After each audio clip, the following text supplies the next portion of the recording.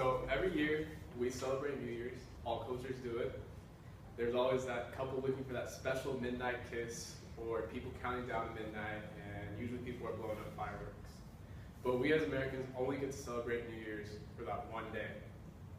In Cambodian tradition, we actually get to celebrate New Year's in 3 days. I personally enjoy when Cambodian New Year's arrives because it's a time where I get to reunite with friends and family and just learn new and more things about my culture. So all New Year's have the same meaning, which is a new beginning.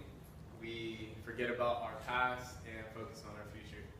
Today, I'll be informing you about how we in the Cambodian culture celebrate New Year's in 3 days. So the first day of Cambodian New Year's is called Wat Tabong. Sorry, I'm not the best Cambodian speaker though. Yeah. It's called Wat Tabong, and this means the day of creation.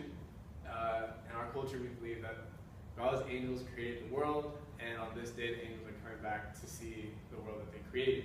And it's up to us in the Cambodian community to impress these angels so they may bless us. The actions and practices that we do to impress the angels are to present them with gifts, specifically flowers, which resembles the beauty of the world they created, food, specifically fruits, because fruits are healthy and taste good, and also water because that is essential to life. Another action we do, a practice to impress these angels, are to clean our house to be super spotless. Like my mom goes crazy, legit, like Tide, Clorox bleach, it's everywhere. It smells really, it's crazy. And I'm impressed. I'm impressed. Hopefully the angels are too. On top of that, you know, we want to make our house bright, and that's so that they can notice what we're doing.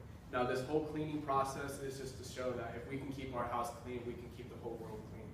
So that is day one, Wat Tabong. Also, when we present our gifts to the angels, we usually put it near like a little statue in our home or at the temple, which the temple is really big. This is mine at home. It's hanging. I'm not allowed to put food up there, so we just put it beneath it. So that's that. Day two, Cambodian New Year's, is called, again, Mana Songkran. And on this day, it's actually called the Day of Giving. I didn't know this until I read the article, but it would make sense because on that day, we really emphasize getting together with our family and friends. And also, while we meet up with them, we get them gifts, usually money, clothes, and my mom likes to give people kitchen utensils. But with that, we're doing a sign of selflessness. We're blessing them because we are giving them gifts, and in return, we usually get gifts too. So it's like a big Christmas, really. So 2 Christmases in a year. On top of that, we like to also help out the needy. Our gifts that we give to the needy are equivalent to those that we give to our family and friends because in Buddhist principle, we treat all humans, plants, and animals equally. That is day 2. Mana Songkran. Day 3 of Cambodian New Year's is called Tieng Lieng Saka. I didn't know what this meant either until I read the article, but it means a new beginning. So it's the final day, we're about to go hard. So in the morning, we finish up with a practice, which is to be blessed by the monks. They're blessing us for what we did the previous day. And after that, we have 2 more actions that we do. That is to wash all the Buddhist statues at the temple, because this means we're washing the Buddhas are going to present us with water and rain. In Cambodia, not Oregon, because Oregon just rains too much already. But they need that over there because they face a lot of drought, and the farmers need to have water to grow their plants, obviously. The second thing we do, I've never personally done though, is wash the feet of our elders. This is specifically just the youth and the elders. The action of doing that will mean we are thankful for their lives and all that they've been through, and in return, the elders present advice to the kids, blessing them back in return.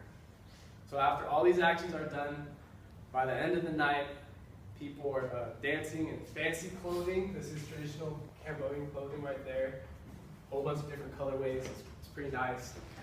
And they're just celebrating. There's music popping, and another thing they do, they like to play tug of war. That's a big traditional game we play, and also a game that involves a scarf and rocks, and just like throw the rocks. It's basically marbles, but these rocks are pretty big because they don't have marbles.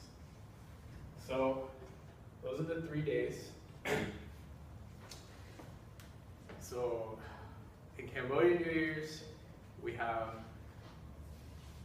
Watabam, which is to be blessed by the angels, and then Manasankan, which is to be blessed by your family and friends and people in just your general community. And day 3, Tien Lang Sakran, is to be blessed by the monks, and after that, we just party. So if you want to celebrate New Year's for 3 more days and experience a different tradition or culture, starting April 13th, April 16th, you can come down to the Westland Temple and just party it up.